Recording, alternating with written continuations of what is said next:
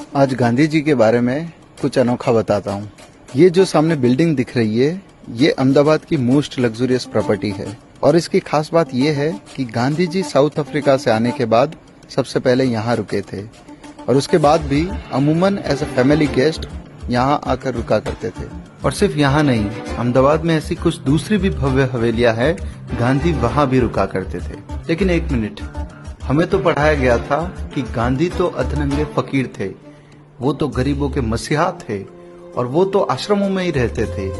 तो फिर इन हवेलियों में रुकने की कहानी क्या है? इसी प्रश्न को लेकर जब हमने थोड़ा रिसर्च किया तो पता चला कि गांधी कभी भी कहीं भी जाते तो उस शहर या कस्बे के मोस्ट लग्जरियस अकोमोडेशन में ही निवास करते थे।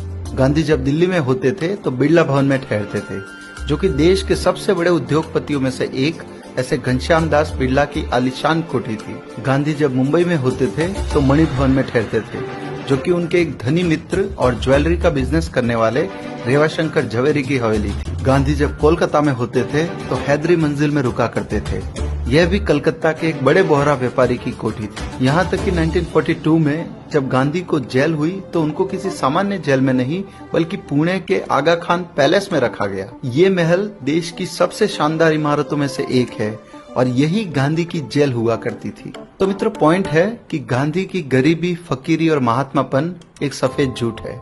असल में ऐसा कुछ था ही नहीं, सब कुछ बनावटी और मनगढ़ंत था। और इसीलिए गांधी की ही एक साथी सरोजनी नायडू ने एक बार कहा था कि इस आदमी को गरीब दिखाने में बहुत पैसा खर्च होता है।